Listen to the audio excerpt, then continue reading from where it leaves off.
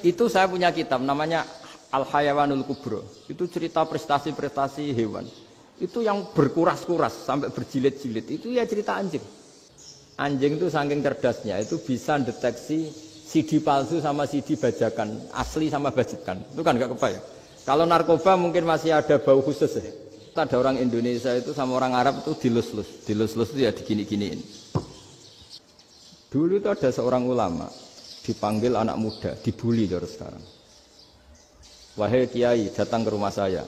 Datang kiai itu. Setelah sampai ke rumah orang itu, silakan kiai kembali ke rumahnya. Saya tidak butuh kiai. Kiai itu dengan riang kembali. Setelah di rumah dipanggil lagi.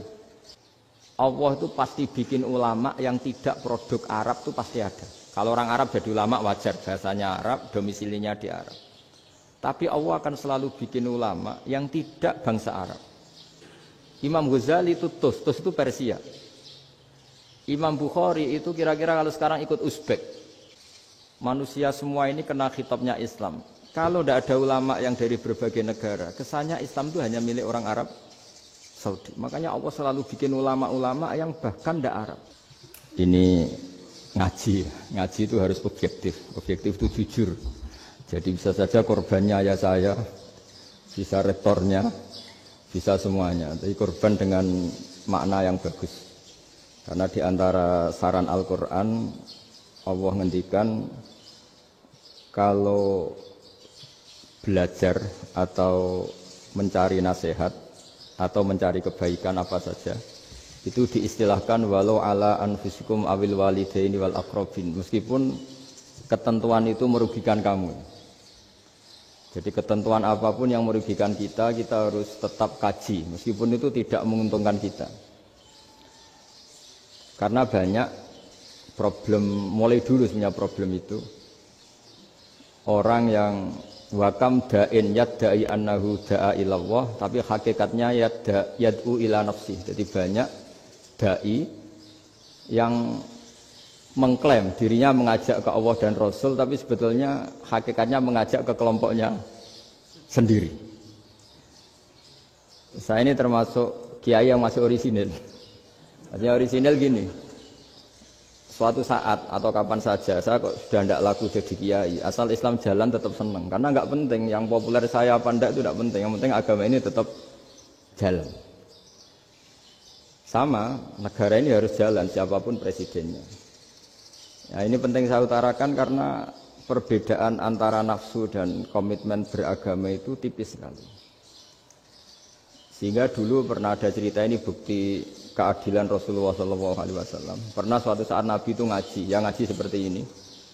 Terus ada pemuda dengan cueknya melewati masjid yang sedang dipakai Nabi ngaji. Singkat cerita semuanya ngomel ya, bergumam. Celaka betul pemuda itu, ada Nabi ngaji kok tidak ikut ya. Tapi Nabi secara besar hati ngendikan, ini ada di beberapa kitab di Fadhailul Kasbi, keutamaan kerja. Kata Nabi, pemuda itu mau mencangkul di lahannya. Jika dia mencari nafkah untuk keluarganya, untuk kebaikannya, maka itu bagian dari ajaranku. Jadi Nabi berbesar hati bahwa kerja seperti itu bagian dari ajarannya. Jadi tidak harus datang ke majelis ngaji. Dan bisa saja yang sedang hadir itu ya orang yang hindari istrinya minta belanja dari ngaji terus benar dituntut belanja kan gitu.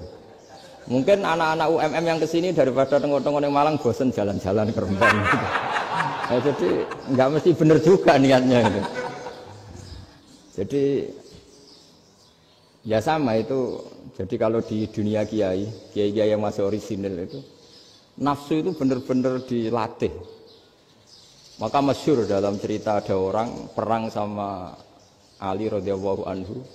Ketika perang ini sangat semangat. Tapi ketika orang itu meludahi dan Sayyidina Ali ini tersinggung karena diludahi, Sayyidina Ali langsung angkat tangan. Sudah perangnya enggak usah diteruskan. Karena saya marah sama kamu sekarang demi nafsu karena kamu meludahi saya. Padahal saya tadi motifnya demi Allah dan Rasul. Jadi sangat tipis bedanya kita emosi karena diri kita dan emosi karena Allah dan Rasul. Sehingga ketika diludahin ini terus beliau mikir jangan-jangan perang saya karena saya diludahi. Nah, yang hilang dari peradaban modern adalah Allah itu tidak begitu hadir di hati kita. Saya sering cerita di mana-mana, teks hadis itu sebenarnya berbunyi gini, ini hadis sahih. Mangka na yu'minu billahi wal yaumil akhir fal yukrim jarohu. Ada yang fal yukrim jarohu dhaifahu, ada yang fal yakul khairan aw yasmut. Siapa yang iman dengan Allah dan Rasul maka harus memuliakan tetangganya, memuliakan tamunya. Dulu itu ada seorang ulama dipanggil anak muda, dibully terus sekarang. Wahai kiai, datang ke rumah saya. Datang kiai itu. Setelah sampai ke rumah orang itu, silakan kiai kembali ke rumahnya. Saya tidak butuh kiai. Kiai itu dengan riang kembali. Setelah di rumah dipanggil lagi. Pak Yai, silakan datang ke rumah saya. Datang lagi. Ya senyum-senyum kiainya santai. Wah, nggak jadi butuh Pak Yai. Silakan kembali lagi. Sampai 3 kali. Oh itu kalau rektor digitukan marah itu. Dosen marah. Kiainya santai. Santai, senyum-senyum, rileks. Ketika ditanya, kenapa Pak Yai tidak tersinggung? Jawabannya unik. Anak muda, saya ini senang sekali nuruti perintah Allah, disuruh menghormati tetangga. Sehingga ketika Anda manggil, ya saya datang. Ketika Anda nyuruh pulang, ya saya pulang. Saya senang sekali nyenangkan tonggo. Dan itu perintah Allah, jadi tidak ada hubungannya dengan kamu. Wah, pemudanya nangis minta dimaafin. Kalau kita kan enggak, kita ini dosen, kiai, mungkin kita doktor, mungkin kita profesor. Tapi kita ini sering didikte oleh orang bodoh. Kalau orang bodoh itu jengkel, lo kita ya jengkel. Lo kamu jengkel, dijengkelkan orang bodoh itu namanya terdikte. Itu bodoh apa pinter? Oh itu tidak pinter sama sekali. Kalau betul-betul kamu pinter, hanya bisa didikte oleh Allah Subhanahu wa Ta'ala. Jadi antara hukum Allah apa? Wa ahsin man asa'a ilaika, berbuatlah baik sama orang yang berbuat buruk sama Anda. Itu dikteannya Allah. Kalau dikteannya orang-orang bodoh kayak dimangkel ben mangkel, terus kamu mangkel. Itu bodoh apa pinter? Nah, problem kita kekinian adalah wong pinter, wong bodoh itu podo-podo bisa didikte oleh sekelilingnya. Terus karuan wataknya perempuan seperti itu, wataknya anak-anak seperti itu, kita didikte. Anak-anak jengkelin kita mangkel, berarti kita didikte oleh orang bodoh. Makanya agama itu unik, kadang ngendikan wa ahsin man asa'a ilaika, kadang wasil man qata'aka, sambunglah orang yang memutus kamu. Karena dengan demikian kita hanya didikte oleh Allah Subhanahu wa Ta'ala, bukan didikte oleh hukum sosial. Cara Jawane nak ngapiki tangga sing apik akeh tunggale. Berbuat baik sama yang berbuat baik pada kita itu, mbok orang fasik ya seperti itu, maling ya seperti itu, sama. Tapi kalau berbuat baik sama orang yang berbuat jelek sama kamu itu baru luar biasa. Dan memang teksnya hadis wa ahsin man asa'a ilaika, berbuat baiklah sama orang yang berbuat buruk sama kamu. Jadi nggak boleh orang didikte. Makanya ngaji di sini diantaranya saya akan cerita dalam sebuah hadis sahih, dalam hadis hasan yang diriwayatkan Imam Tirmidzi, ada kalimat dari Rasulullah SAW. Dawe Nabi, la takunu imma'atan, taquluna in ahsanan nasu ahsanna, wa in zolamu zolamna. Walakin watti'u anfusakum in ahsanan nasu antuhsinu, wa in asa'u Allah tazlimu. Kamu jangan jadi orang yang mudah diombang-ambingkan oleh orang sekeliling kamu. Yaitu kamu mengatakan, jika orang baik ke saya akan baik, jika orang buruk ke saya juga akan membalas buruk. Itu namanya Anda didikte. Tapi berkomitmenlah kamu akan berbuat baik meskipun orang lain berbuat buruk. Nah sekarang logika sosialnya begini. Kalau di Indonesia itu ada 1000 kiai, ada 1000 profesor yang ingin membenahi Indonesia. Rata-rata orang awam itu semau gue. Terus mereka mendikte kita. Perilakunya agak simpatik, perilakunya jengkelin. Terus 1000 profesor ini ikut jengkel. Itu kira-kira jadi solusi apa goblok bareng? Sama 1000 kiai ini ikut jengkel, ini jadi solusi apa goblok bareng? Goblok bareng. Nah problem sekarang kita ini biasa didikte orang bodoh. Nah makanya ciri khas orang muslim itu kata Nabi, mangkana yu'minu billahi wal yaumil akhir. Jadi baik tetangga karena perintahnya Allah dan Rasul. Pentingnya apa? Bedanya karena berbuat baik ini perintahnya Allah, mbok tonggo apik lah kita tetap apik karena perintahnya Allah dan Rasul. Begitu juga dengan hubungan dengan istri, dengan anak. Bojomu lagi cerewet lah, ya tetap apik. Karena dengan cara itu kita hanya tunduk kepada Allah dan Rasul. Tapi kalau kamu istri saya kalau baik ya saya baik, kalau enggak ya enggak. Berarti Anda didikte oleh perilakunya dia. Itu latihan ya kalau dalam bahasa pondok latihan jadi wali itu yang paling berat. Nabi itu kalau sama orang munafik itu sabarnya Masya Allah. Padahal Nabi berso kalau orang itu orang munafik. Karena dengan cara seperti itu, bahwa kebaikan Nabi pada seseorang itu atas perintahnya Allah dan Rasul, bukan atas nama servis.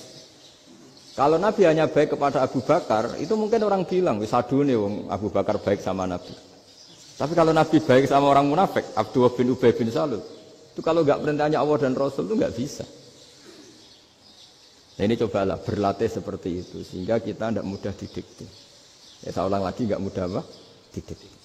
Maka di antara kebaikan Allah dan Rasul adalah bahkan orang dolim saja diberi jatah rahmat. Makanya tadi seperti mukadimah yang dibaca Pak Haris tadi, agama ini rahmatan lil alamin. Orang yang dolim saja dapat jatah apa? Rahmat, apalagi yang soleh.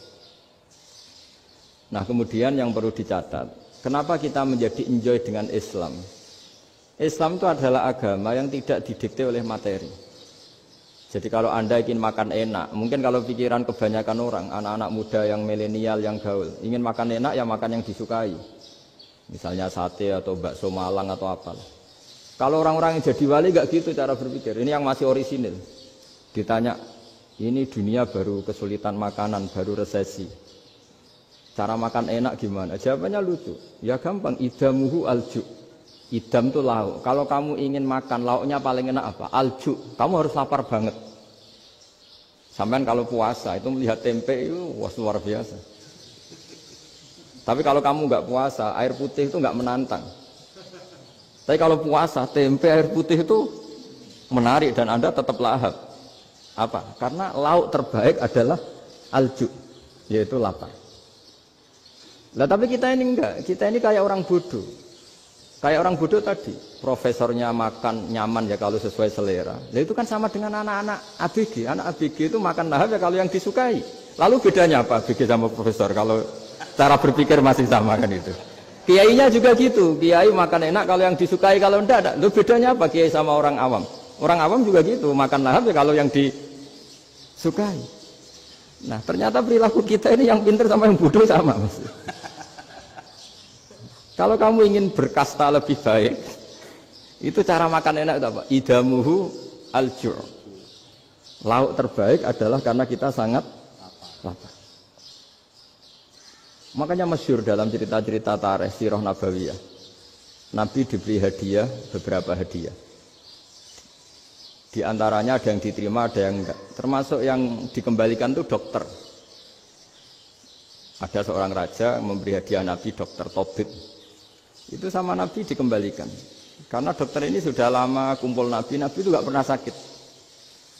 Akhirnya dokter ini putus asa, ini nggak perlu diobatin. Ketika ditanya, kenapa ya Rasulullah engkau tidak pernah sakit?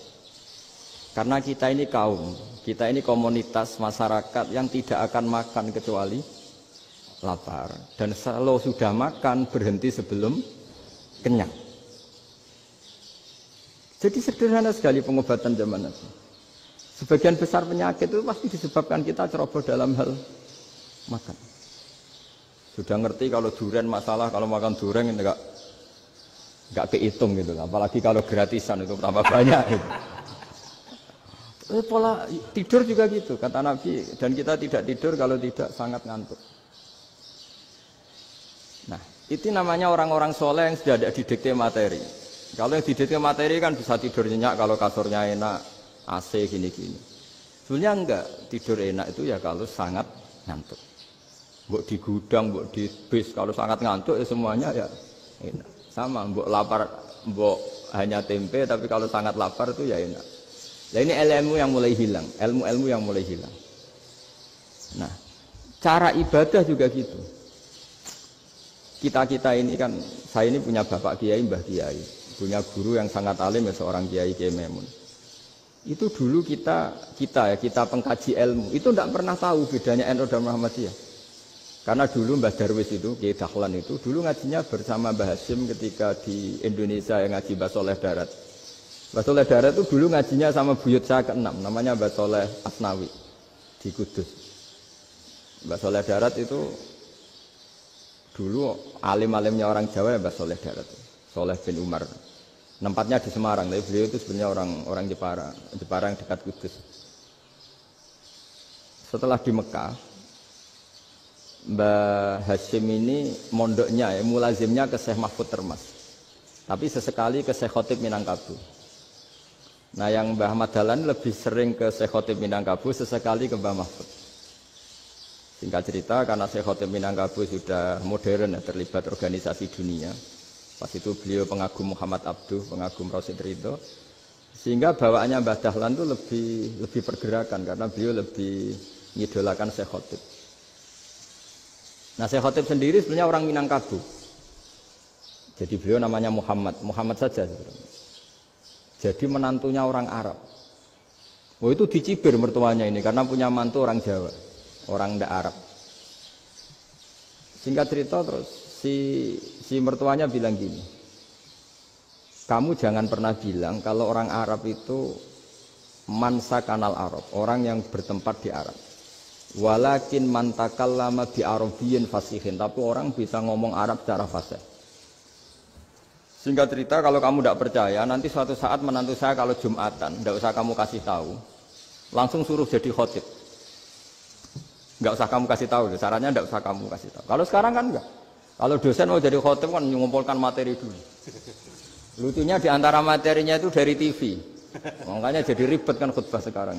Kalau musim corona ya akan ngomong corona, musim apa yang ngomong apa. Jadi lagi-lagi didikte oleh media. Sebenarnya kalau ngomong kan sesuai kebutuhan umat, ini obatnya apa? Tapi enggak sesuai trending topik, itu kan kayak anak-anak gaul. Ini dokter kok gitu kan aneh.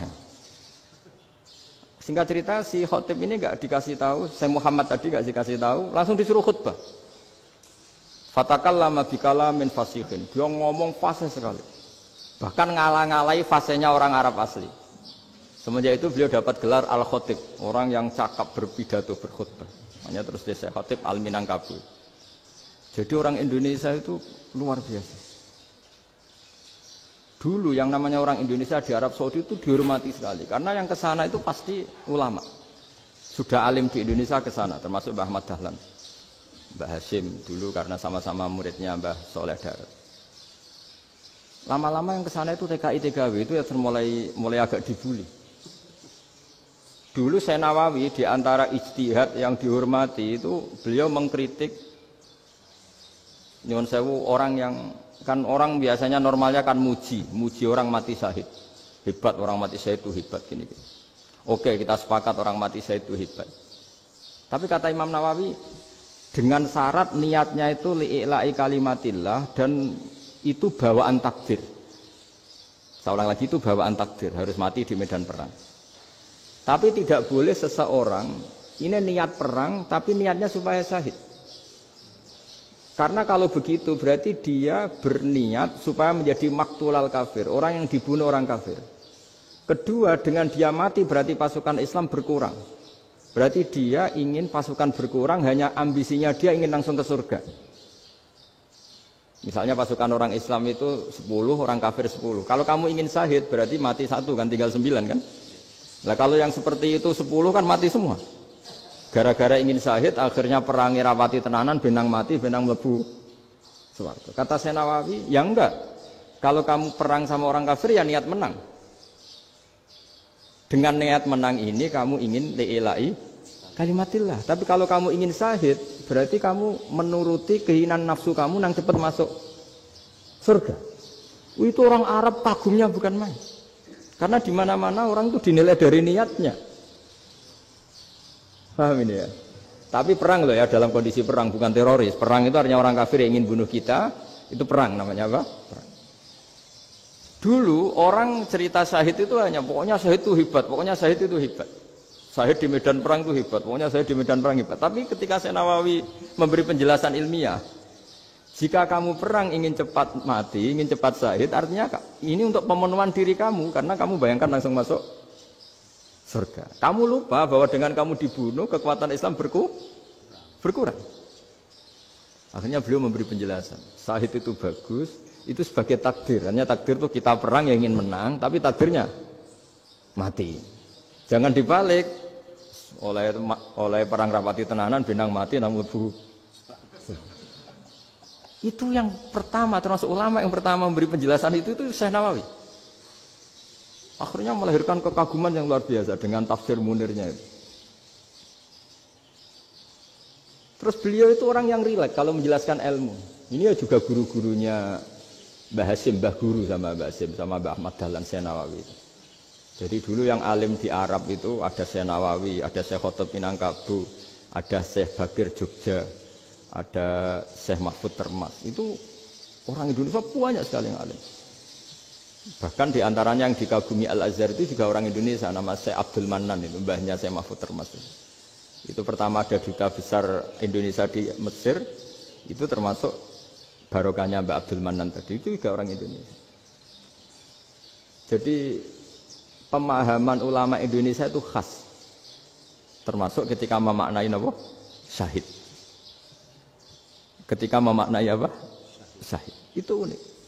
Ketika Syekh Nawawi diuji dulu itu yang namanya ulama diuji dulu oleh 100 ulama.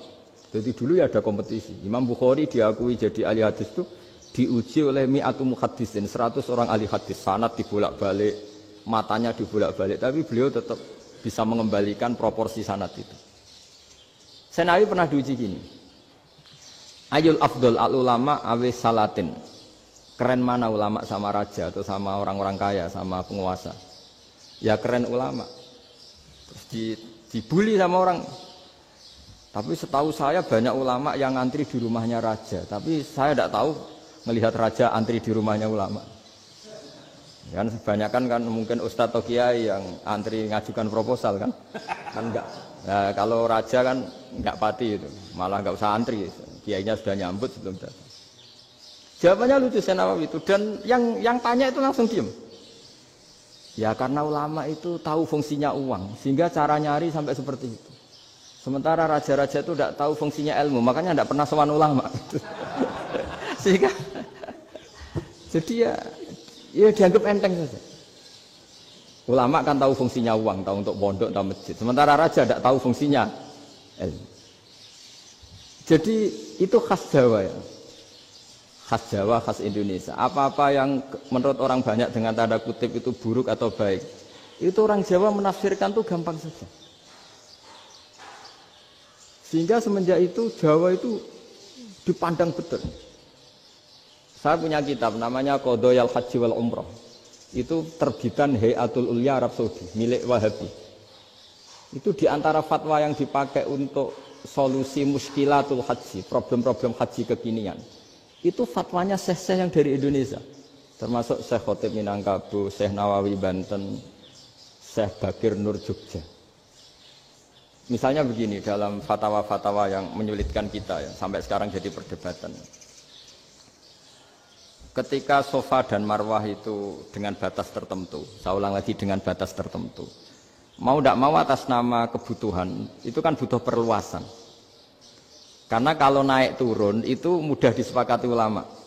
Jadi misalnya gini ya, saya punya tanah seluas ini.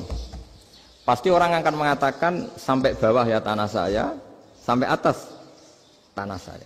Itu mujma' alaih, itu disepakati. Sehingga Nabi ngendikan al-Ka'bah min tuhumil ardi ilas sama Ka'badun. Ka'bah sampai ujung bumi, sampai ke aras semuanya Ka'bah. Sehingga tidak ada perdebatan ulama ketika Masjid Haram ditingkat, kemudian yang di atas sholat. Tetap dia menghadap Ka'bah. Tidak harus diluk melihat di bawah, enggak. Karena Ka'bah sampai langit. Sama, tanah Anda kamu tingkat sampai 10, enggak ada tetangga protes. Karena bawah sampai atas tanah Anda. Tapi kalau diperluas, tanah Anda kamu luaskan setengah meter saja atau 3 cm saja, iso geger mbek tonggo. Karena di mana-mana batas itu ya tadi, kalau atas bawah miliknya, kalau samping enggak. Pertanyaannya, perluasan Mina itu ke samping. Perluasannya Matof yang Mas'a itu juga ke samping. Geger kan ulama dunia. Bagaimana hukumnya Mina Jadid? Mina yang diperbarui atau Mina yang diperluas. Itu diantara rujukan baik yang membolehkan maupun yang menentang. Itu ya syekh-syekh Indonesia. Itu orisinal tuh. Saya punya kitab orisinal terbitan Hayatul Ulya, kira-kira ya kemenaknya Arab Saudi kalau di Indonesia itu. Itu yang dirujuk dawuh Syekh Nawawi, dawuh Syekh Khatib Minangkabau. Karena apa? Ada logika khas Jawa. Misalnya begini. Meskipun saya tidak perlu fatwa Mina jadid sah apa enggak, memang jadi perkhilafan ulama. Misalnya kampung ini dinamai Mina. Pertanyaannya gini, tanah yang di samping ini bisa milik Anda apa enggak? Ya bisa Gus kalau dibeli atau dihibahkan. Berarti tanah di samping Anda menjadi milik Anda karena ada proses pengambil alian lewat beli maupun hibah. Nah masalahnya ini negara itu berhak menganeksasi atau memasukkan ini sebagai Mina. Itu ulama Jawa kalau ditanya, alasannya apa? Fa innal muttasila bis-syai' hukmu dzalika syai'. Karena yang gantet, yang mutasil itu bisa dihukumi seperti sesuatu itu. Jadi kalau ini Mina, ya yang gantet Mina ini ya bisa dikatakan Mina. Beda dengan membuat Mina, Malang Mina, wah itu tidak bisa, tidak mutasil kan. Itu enteng sekali ulama Jawa. Satu ya tentu karena kebutuhan, tapi asal masih al-muttasilu bihi, yang masih tanah yang masih mutasil. Nah ketika perluasan antara sofa dan marwah kan misalnya ini batas luasnya sofa, ini batas luasnya marwah. Lalu atas nama kebutuhan, sofa marwah itu sampai sini. Sampai agak meluas ke sini. Itu geger Arab Saudi. Wah ini gimana. Padahal tawaf itu harus antara gunung sofa dan gunung marwah. Sa'i itu ya. Tapi kalau istilah Quran memang tawaf sama-sama. Makanya apa? Inna sofa al-marwata min sya'airillah faman hajjal baita wa i'tamara fala junaha alaihi ayyat tawafati. Nah, jadi kalau istilah sa'i di Quran itu masih tawaf. Karena harus ada, kalau bisa lah, bukan harus. Kalau bisa memang harus ada unsur muternya. Kita kalau sa'i kan dari sini sofa sampai sini marwah. Terus kan agak muter ke sini. Nah, kan agak membentuk lingkar. Nah, makanya Quran tetap mengistilahkan apa? Tawaf. Jadi bukan sini ke sini terus sini ke sini kan enggak, tapi sini sampai sini terus muter kan? Terus sini. Jadi antara setar dan selama ini prakteknya kan gitu ya. Sofa ngambil sini, terus ke sini, terus agak muter. Ya, karena ada unsur agak muter ini terus orang menyebut apa? Tawaf. Tapi itu bukan syarat sah, ini cerita ideal. Saya ulang lagi ya. Gunung Sofa itu puncaknya atau pucuknya kalau dalam bahasa Jawa. Itu ya hanya segini, ini sampai sini. Nah, kelompok Islam yang fikih keras nggak boleh diperluas. Karena Allah memilih tempat ini itu spesial, jadi nggak boleh ke yang lain. Tapi ketika kebutuhan mendesak, mau tidak mau harus diperluas. Itu jawabnya Kiai Jawa lucu. Gunung sing ketok iku sing dhuwure tok. Sikilane luwih ombo. Jadi karena kan gunung kan bentuknya gini. Nah, sofa yang kecil itu yang atasnya, tapi sikilannya sini kakinya lebih luas. Jadi boleh perluasan asal tidak melebihi kakinya. Ya dihitung ya lebih luas. Jadi Kiai Jawa itu kayak wong delok gunung Penanggungan, kayak gunung Arjuna. Di mana-mana puncak gunung itu lebih kecil timbang kakinya. Artinya diperluas ini bukan berarti tidak di sofa dan tidak di... Itu khas Kiai Jawa. Jadi jangan kira orang Jawa itu tidak hebat sekali. Termasuk perkembangan hotel di Arab Saudi. Itu dulu sebelum ada hotel. Buyut saya kelima atau keenam dulu haji, namanya Badur Rahman. Itu kalau mau ingin apa ya, menghindari terik matahari itu masuk gua. Itu masuk gua itu hanya separuh badan, kakinya di luar. Jadi jangan bayangkan kalau gua di Indonesia kayak gua Akbar di Tuban orang bisa masuk jalan-jalan, enggak. Gua di Arab itu kayak cepitan batu, tidak sampai masuk. Sehingga kepalanya dimasukkan, kakinya masih kena matahari, saking panasnya Arab Saudi. Sehingga dalam bayangan hijrah ketika Nabi bersembunyi di gua Sur, itu kata Abu Bakar, kalau orang kafir melihat kakinya pasti melihat kita karena nggak bisa masuk penuh. Jadi orang itu mau dempes tok. Sehingga ya kira-kira luasnya gua paling segini. Makanya guyonannya kiai-kiai itu untung enggak kayak gua Indonesia. Kalau kayak gua Indonesia laba-labanya capek karena luas sekali. Jadi jangan bayangkan gua Arab tuh kayak gua Indonesia. Makanya bayangannya andai kan orang tuh melihat ke bawah pasti melihat kita karena orangnya enggak bisa masuk penuh, enggak bisa masuk 100%. Ya kayak cepitan batu lah mirip. Itu kan mirip Gunung Uhud. Gunung Uhud kata Rasulullah nanti kalau kamu perang itu di atas, menang atau kalah di atas. Musuh biar di bawah. Dengan di atas kamu bisa manah. Jangan bayangkan kayak Gunung Merapi, kayak Gunung Penanggungan. Lah kalau Gunung Penanggungan mana ke bawah yang leyang kan? Jadi gunung di Arab itu kayak bukit. Ya sampean pernah kan ke Uhud itu ya sama ini aja tinggi ini kan? Lah ini yang mulai ada mis. Makanya nerjemah itu susah di Indonesia. Karena jabal itu udah harus tinggi. Kalau tinggi nggak bisa mana dari atas ke bawah kan nggak ngefek kan? Sampean kalau ke Uhud gunungnya kan pendek sekali sehingga yang mana dari atas ke bawah ya kalau kena musuh ya celaka karena memang dekat. Ya kalau gunung Indonesia mana dari atas ke bawah yang ngeleyang nggak ngefek. Nah itu susahnya nerjemah bahasa Arab ke kita. Jadi apa ya? Transkrip itu nggak gampang karena ada pengertian yang beda. Kita kalau bilang gunung itu tinggi sekali. Sampai banyak mahasiswa tersesat ya saking tingginya. Kalau orang naik Uhud gak akan tersesat, wong ketok dari bawah itu. Nah ini pentingnya ngaji ya. Jadi akhirnya ulama-ulama Indonesia itu dipakai rujukan. Jadi mulai Mbah Hasyim, Mbah Ahmad Dahlan sampai era buyut-buyut itu masih orang alim. Lama-lama yang di Indonesia ini orang-orang yang bodoh. Sehingga orang Jawa kalau ke sana dibully, ya Jawa tak kuluh kaya. Orang Jawa itu penggaweannya itu makan ular. Karena belut itu kalau di kamus itu persis ular. Dulu itu kan kamus tidak full color. Gara-gara gak full color, gambar belut sama ular itu sama. Belut itu belut sama ular kalau nggak full color gambarnya sama apa enggak? Sama. Terus orang Jawa itu kan masih banyak yang makan bajing itu apa? Ketupai. Bajing kalau digambar tidak full color sama dengan tikus. Gambar yang tidak warna. Hitam putih. Sehingga kita ini dibully pemakan tikus dan pemakan ular. Karena belut itu persis ular kalau digambar yang tidak full color. Sampai datang Syekhona Khalil, datang ulama. Ngarang kitab ya judulnya Al-Belut.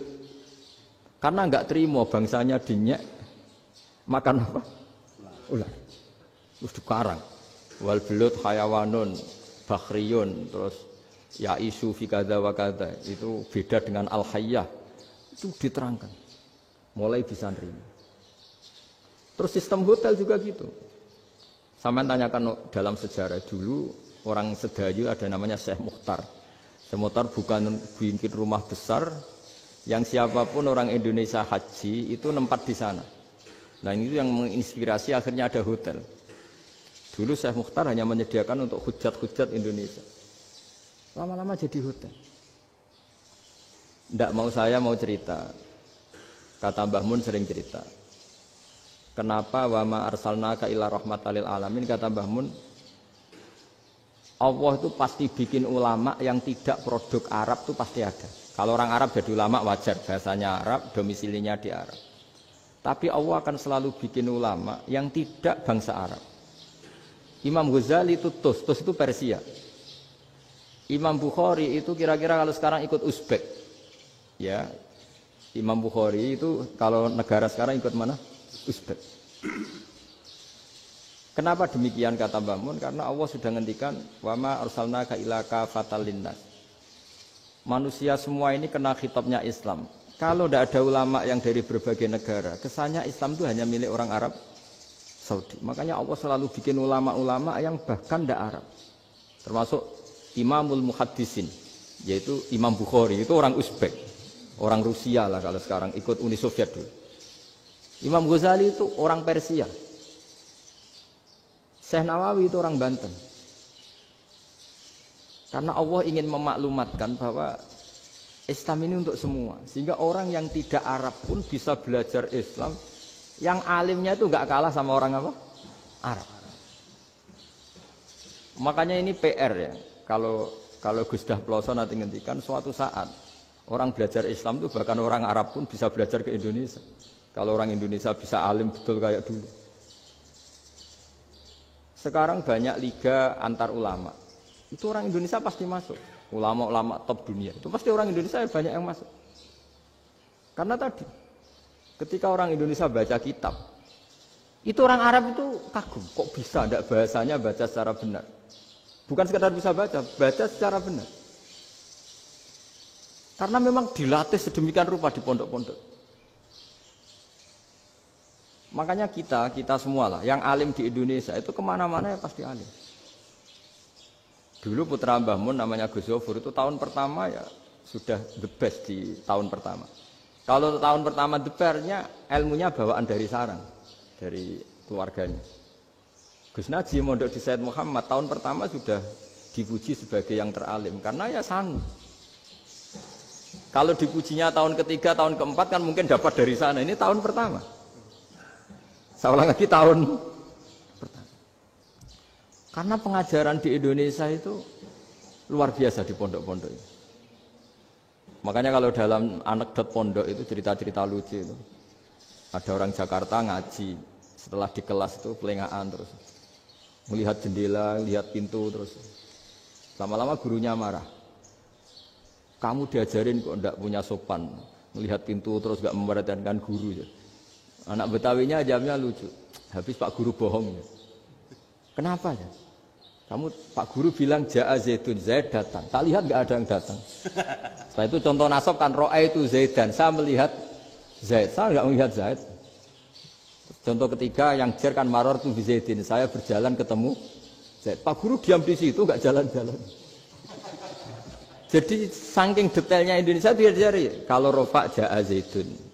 Kalau nasab ro'a itu Zaidan. Kalau jar maror tu Zaidin.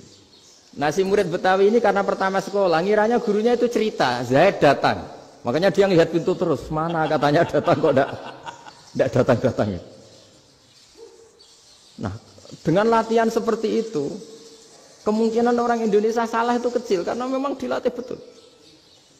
Saya ulang lagi karena memang dilatih betul. Sehingga ketika orang Indonesia ini yang cerita seorang wartawan, ini kisah nyata. Kalau ini tidak anekdot, kisah nyata. Ada wartawan internasional meliput Ramlah itu di Gaza, di Palestina. Wartawan Indonesia ini hanya bisa bahasa Inggris.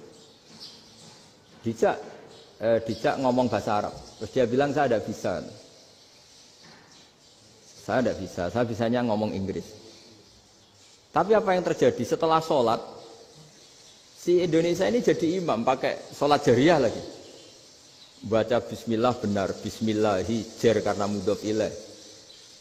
Terus ketika iktidal ya benar, Rabbana lakal hamdu mil'us samawati wa mil'ardi benar. Ketika tahiyat ya benar, at-tahiyatul mubarakatuh sholawat.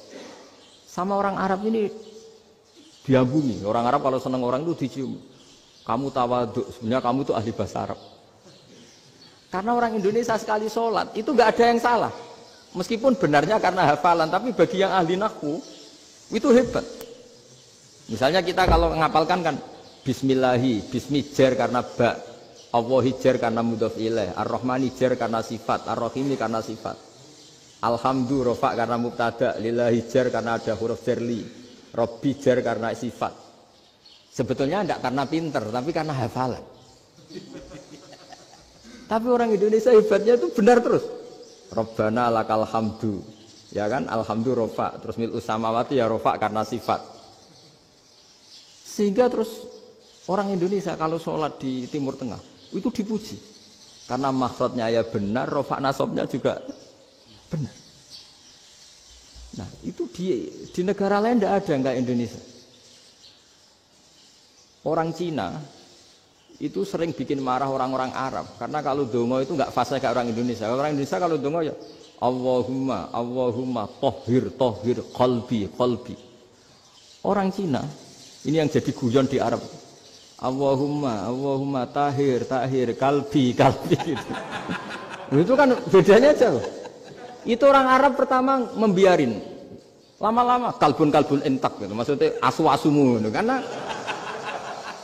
Karena dia bilangnya qaf itu kaf. Jadi ka Allahumma do Allah tahir. Kula aturi nyucekno panjenengan kalbi ing asu ingsun kan.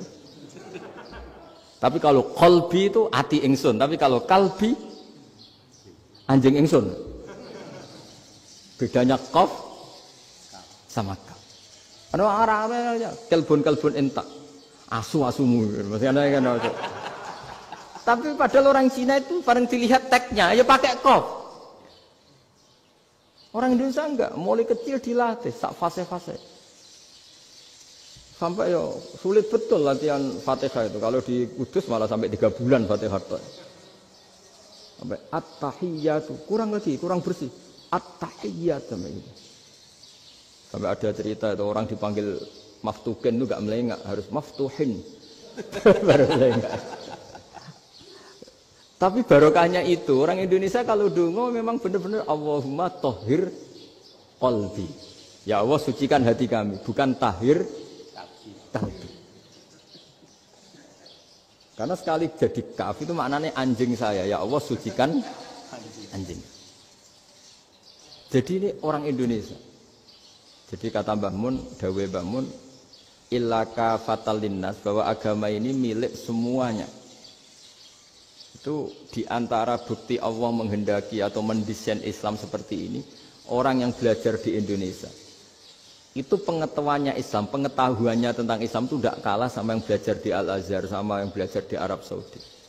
Makanya ini PR-nya UMM, PR-nya IAIN, PR-nya UIN. Bisa enggak sealim mereka dalam bahasa Arab? Nah, bahasa Arabnya mau man anta, ana zaidun. Jangan sampai, karena kita di sana ini kadung dibully. Orang Arab tuh kalau bully kita, sampai tak kasih cerita. Itu ngawurnya Masya Allah. Kata dia, ada anak orang Indonesia haji. Si anaknya orang Indonesia dijotos sama anaknya orang Arab. Dijotos, dipukul. Singkat cerita terus si orang Indonesia enggak terima, anaknya yang orang Arab dipukul. Yang balas bapaknya. Orang Arab tanya, lima ada dorobta ibni, kenapa kamu mukul anak saya? Itu orang Indonesia bahasa, wah aku biasa. Jadi hanya bilang gitu. Artinya anak saya dihada ya maka tak ada. Bahasa Arabnya gitu. Anak saya dipukul maka saya balas mukul. Itu orang Arab mantuk-mantuk oh gitu. Paham? Suatu saat ada orang Indonesia itu sama orang Arab itu dilus-lus. Dilus-lus itu ya digini-giniin. Karena dia latihan bahasa Indonesia, latihan bahasa Arabnya itu masih mufrodat. Jadi kalau mengartikan yadun itu tangan, saro itu jalan. Jadi kalau jalan ya saro-saro. Roksun itu kepala. Ana itu ingsun. Jadi karena dia nggak ngerti penggunaannya. Itu bahasa Arabnya itu yadun anta. Jadi bukan yaduka tapi yadun anta. Berarti tangan kamu. Saro-saro itu jalan-jalan. Ala roksi ana yang atasnya sirah ingsun. Jadi mestinya yang benar kan yaduka saro ala roksi atau gitu. Tapi enggak dipotong-potong. Yadun tangan kan, anta kamu. Berarti tangan kamu. Saro-saro jalan-jalan. Roksun itu sirah, ana ingsun. Jadi di atas kepala saya. Orang Arab tertawa-tawa. Tapi paham. Maksudnya seperti itu.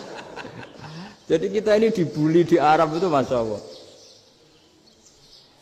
Jadi akhirnya lahirlah ulama-ulama tadi yang saya sebut tadi. Bahkan pernah lama sekali ulama Indonesia itu jadi master di Arab Saudi. Yaitu Senawi Banten. Itu kalau orang sana bilang itu Sayyidu Ulama Il-Hijaz. Top-topnya ulama Mekah Madinah. Padahal beliau orang Indonesia. Dan dimakamkan di Ma'la itu dekat makamnya Sayyidah Khadijah. Karena sangat dihormati. Nah, di antara sebab dihormati adalah ketika orang memahami syahid, maknanya pokoknya maktulal kafir. Syahid itu adalah orang yang kalau perang itu mati di medan perang. Itu Imam Nawawi merinci secara detail. Kalau dia perang supaya tujuannya mati syahid cepat ke surga, berarti dia nuruti hadzun nafsi. Ingin cepat ke surga. Tapi dia lupa bahwa dia dengan terbunuh, pasukan Islam berkurang kekuatan. Maka syarat perang yang benar adalah ya ingin menang di mana-mana perang ya lillahi kalimatillah supaya kalimat Allah itu menang, jangan ingin kalah. Soal dia mati takdir, tapi jangan ingin mati. Wah itu terus dikagumi. Ternyata memang, oh iya ya kalau pasukan Islam 10, kafir 10, kita ingin syahid, berarti ya kalau orang ingin syahid kan terus mungkin perangnya ada hati-hati, main ngawur saja terus kalah mati. Sudah apa kalon satu kan, terkurangi satu kan. Nah kalau semuanya 10 punya niat gitu, nah itu Syekh Nawawi. Syekh Nawawi itu orang yang begitu gampang nerangkan Quran. Bahkan ketika orang Arab kesulitan ngartikan famathaluhu kamathalil kalbi in tahmil alaihi yalhas aw tatrukhu yalhas. Orang tomak itu ibarat kayak anjing. Anjing itu kamu kasih makan ya tetap melet, menjulur-julurkan lidahnya, kamu ndak ya ndak. Imam Nawawi ditanya, "Ma wajhusibi?" Lalu wajah tasbihnya di mana? Beliau menjawab, "Fit tomak." Jadi anjing punya dua sifat yang berlawanan. Di bab ilmu dipuji. Enggak ada hewan yang mudah menerima ilmu kayak apa? Anjing. Sehingga Quran mengistilahkan wa ma 'allamtum minal jawarihi mukallibin. Hewan yang mudah diajari itu oleh Quran dibahasakan sudah menganjing. Karena anjing adalah hewan yang paling mudah apa? Diajarin. Itu diakui oleh Quran wa ma 'allamtum minal jawarihi mukallibin. Tapi dia punya sifat yang sangat buruk sekali, yaitu enggak pernah puas. Makanya ketika Bal'am bin Ba'ura, ada tokoh yang kedonyan ya. Itu kalau diistilahkan Quran walakinnahu akhlada ilal ardi wattaba'a hawa. Famathaluhu kamathalil kalbi in tahmil 'alaihi yalhas aw tatrukhu yalhas. Jadi anjing punya dua sifat yang berlawanan. Di bab ilmu dipuji karena paling mudah diajarin. Itu saya pernah ke Malaysia, diceritain sama polisi Malaysia. Anjing itu saking cerdasnya itu bisa deteksi CD palsu sama CD bajakan, asli sama bajakan. Itu kan enggak kebayang. Kalau narkoba mungkin masih ada bau khusus ya. Atau mesiu atau bom masih ada bau khusus. Ini enggak. Anjing itu dilatih ngecek CD yang asli sama yang palsu. Oh itu kebablas itu pinternya itu. Itu harganya itu 1 miliar lebih. Paling mahal. Jadi mungkin bisa deteksi ini dosen betul apa abal-abal itu bisa. Itu kiai betul apa kiai pesanan itu mungkin bisa. Itu saya punya kitab namanya Al-Hayawanul Kubro. Itu cerita prestasi-prestasi hewan. Itu yang berkuras-kuras sampai berjilid-jilid. Itu ya cerita anjing. Gak ada hewan sebaik anjing. Di bab itu ya, di bab sampai ya tadi. Ada anjing yang sangat loyal sama majikannya. Loyalnya Masya Allah, sopannya Masya Allah. Anjing itu mbok lama berbakti sama sampean, nggak mau tidur di ruang tidurnya sampean, dia tetap tidur di luar. Corong Jawa nggak ngelama. Suatu saat si raja ini minum, wisata minum. Pas mau minum diterjang sama anjingnya sampai tumpah. Kecewanya raja ini itu karena selama ini anjingnya sopan sekali. Sekedar ganggu di ruangannya nggak pernah, malah ini mau minum, minuman yang disukai diterjang anjingnya tumpah. Marah kan anjingnya di mana? Ternyata apa? Minuman itu anjing ini tahu kalau minuman itu beracun, diracuni oleh musuhnya. Itu saking hebatnya anjing sampai ketika ngawal rajanya itu tidak sekedar ada penjahat atau maling. Bahkan trik-trik kayak minumannya diracun oleh orang lain itu anjingnya tahu. Sehingga pas mau diminum diterjang sampai terus supaya nggak keminum. Makanya Quran istilahkan anjing itu apa? Wa ma 'allamtum minal jawarihi mukallibin. Hewan piaraan yang kamu ajarin nanti sampai sepinter anjing.